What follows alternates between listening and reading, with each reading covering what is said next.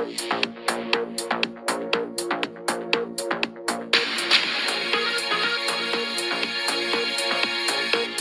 ይስጥልን ክቡራን የዩቲዩብ ቤተሰቦች፣ የሰዓቱን አጫጭር መረጃዎች እየቀርብ ያለው እስከ ፍጻሜው አብራችሁን ቆዩ።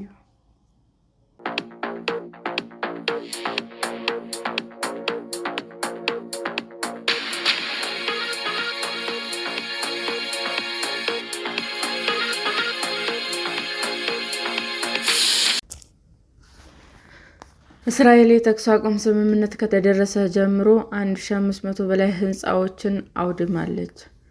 እስራኤል ከሐማስ ጋር የተኩስ አቁም እንደ አውሮፓውያኑ ጥቅምት 10 2025 ከደረሰችበት በኋላ በቁጥጥሯ ስር ባሉት የጋዛ አካባቢዎች ከ1500 በላይ ሕንፃዎችን ማውደሟን ቢቢሲ ቬሪፋይል ከተመለከታቸው የሳተላይት ምስሎች መረዳት ችሏል።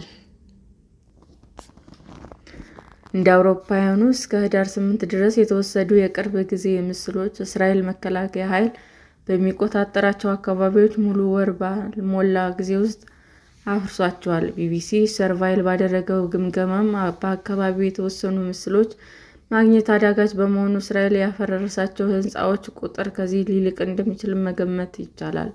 አንዳንድ ባለሙያዎች ፍርስራሾቹ በአሜሪካ፣ በግብጽ፣ በኳታር እና በቱርክ አደራዳሪነት ከስምምነት የተደረሰውን የተኩስ አቁም ሊጥስ ይችላል ብለዋል።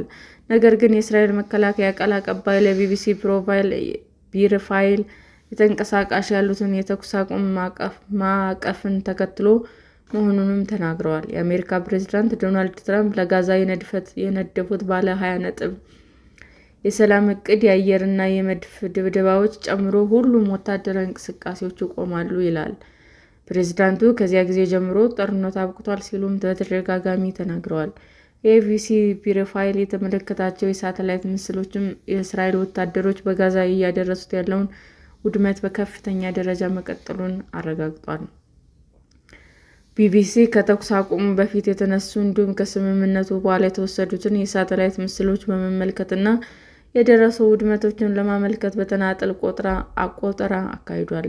በዚህ በሰሜን፣ ደቡብና ምስራቅ ጋዛ ወሰን መሆኑን እያገለገለ በሚገኘው ቢጫ መስመር ጀርባ የወደሙ ሕንፃዎች መመልከት ተችሏል። በጥቅምት ወር በተደረሰው የተኩስ አቁም ስምምነት መሠረት እስራኤል ጦሯን በካርታዎች ላይ በቢጫ መስመር ወደ ተመለከቱት አካባቢዎች ለማስወጣትም ተስማምታለች።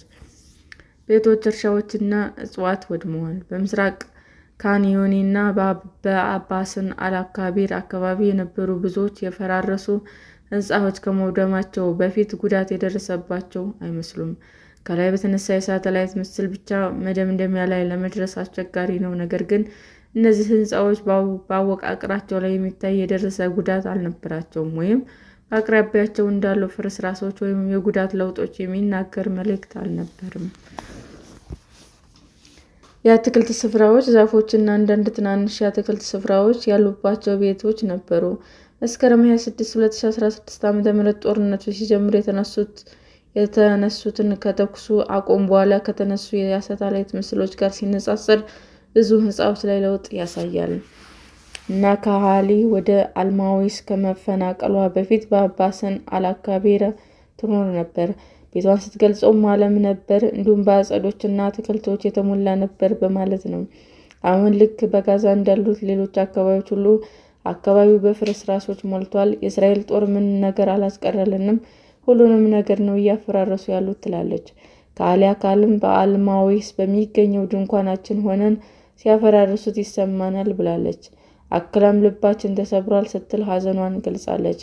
በራፍ ምስራቃዊ አካባቢ አልባዩ በሚባል አካባቢ የተገኙ ሳተላይት ምስሎችም እንዲሁ ተመሳሳይ ታሪክ ይናገራሉ። ከተኩስ አቁም በፊት ቆመው የነበሩ ሕንፃዎችም ከስምምነቱ በኋላ ወድመዋል። በህዳር ወር ከአየር ላይ የተቀረጹ ምስሎችም በአካባቢው ትልቅ አቧራ ሲነሳ አሳይተው ነበር። በጋዛ ከተማ በቢጃይ እንዲሁም በኢንዶኔዥያ ሆስፒታል ጃምባሊያ የስደተኞች መጠለያ አቅራቢያም የሚደርሱ ውድመቶችና ማፈራረሶችም እንደቀጠሉ ናቸው።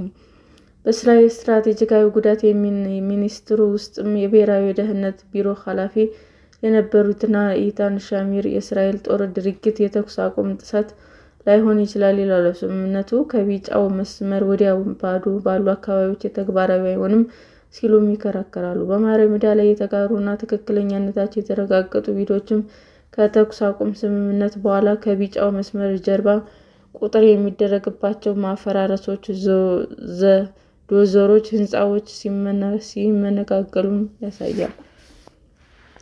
ማፈራረስ የተኩስ አቁም ጥሰት የእስራኤል ጦር የድርጊቱን ትክክለኛነት የገለጸ ሲሆን ቃል አቀባዩ በስምምነቱ መሰረት ሁሉም የአሸባሪዎች መሰረተ ልማቶች ማሻዎችን ጨምሮ በመላው ጋዛ ይወድማሉ። እስራኤል ምላሽ እየሰጠች ያለችው ባለባት ስጋት የተነሳ ለጥሰቶችና ለአሸባሪ መሰረተ ልማቶች ነው ብለዋል። ጥቅምት 18 የእስራኤል መከላከያ ሚኒስቴር በኤክስ ገጻቸው ላይ ጋዛን ከወታደራዊ እንቅስቃሴ ነፃ ማድረግና ሁሉንም የሽብር መሰረተ ልማቶች ማፈራረስ ግልጽ የእስራኤል ደህንነት ፖሊሲ ነው።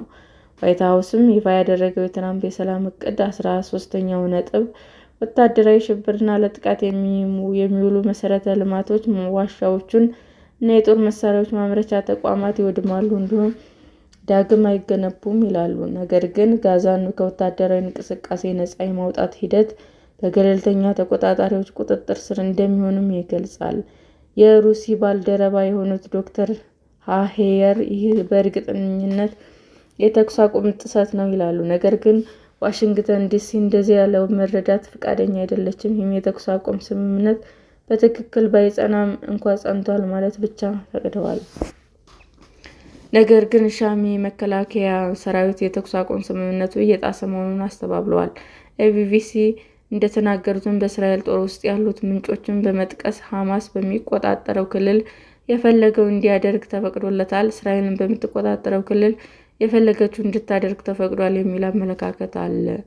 የመከላከያ ኃይል ሐማስ ሁለተኛ ዙር የተኩስ አቁም ስምምነት ሊቀበል አይችልም የሚል አመለካከት መኖሩን እነዚሁንም ምንጮቻቸውን ጠቅሰው ተናግረዋል። ስለዚህ ወታደሮች ላይ የደፈጣ ጥቃት እንዳይደርስ ለውጊያ ቀጣይነት ቦታ መዘጋጀት አለበት። በተጨማሪ ሐማስ ከቢጫ መስመሩ አልፎ ሰርጎ ለመግባት ተደጋጋሚ ሙከራዎችን ማድረጉና አሁንም ሊፈትሹ የሚገባቸው ረዥም የዋሻ ክፍሎች መኖራቸውንም ጠቁመዋል። እንደ ሩትገርስ ዩኒቨርሲቲ የሕግ ፕሮፌሰር አድል ሀክ ያሉ አንዳንድ ተንታኞች ግን እስራኤል ወረራ የፈጸሙት ኃይል የሰላማዊ ዜጎችን ንብረት ማውደም የሚከለክለው የጦርነት ሕግን እየጣሰች ነው ይላሉ። ከወታደራዊ እንቅስቃሴ ማለትም ከጦርነት ወይም ለጦርነት የቀጥተኛ ዝግጅት ሳይኖር የተኩስ አቁም በሚደረግበት ወቅት ይህን የመሰለ ጉልህ የሆነ ሰላማዊ ዜጎች ንብረት ማውደም የግድ አስፈላጊ ሆኖ መገኘቱ ምክንያት አይደለም ሲሉም አብራርተዋል። በአውሮፓ የውጭ ጉዳይ ሚኒስትር ቤት ከፍተኛ የፖሊስ ባልደረባ የሆኑት ሄልቮልቫት እንደ ህንፃዎቹ ማፈራረስ የሰላም ዕቅድ አደጋ ላይ ሊጥል ይችላል ብለዋል። እስራኤልም ከቢጫ መስመር ጀርባ ባለው ቀጠና በቆየች ቁጥር ማፈራረሱ እየጨመረ ይሄዳል። በመጨረሻም እስራኤል መውጣቷንም ትታ በዌስት ባንክ እንዳደረገችው በመሬት ላይ አዳዲስ ቋሚ እውነታዎች ለመፍጠር እየሞከረች ነው የሚል ስሜት የተኩስ አቁሙን ማስጠበቅ ላይ የበለጠ ስጋት ይሆናል። ሰላም ጤና ይስጥልን ውድ የዩቲዩብ ቤተሰቦቼ እንዴት ናችሁ? አዲስ ጀማሪ ነኝና ሰብስክራይብ ያደረጋችሁ አበረታቱኝ። አመሰግናለሁ። ክቡራን የዩቲዩብ አድማጮቻችን ለሰዓቱ ያቀረብኩላችሁ አጫጭር መረጃዎች ይህንን ይመስል ነበር። በሌላ መረጃ እስክንገናኝ ሼር፣ ላይክ፣ ሰብስክራይብ እንዲሁም ቢቀርብልን የምትሉት መረጃ ካለ ኮሜንት እያደረጋችሁ ቸር ቆዩን።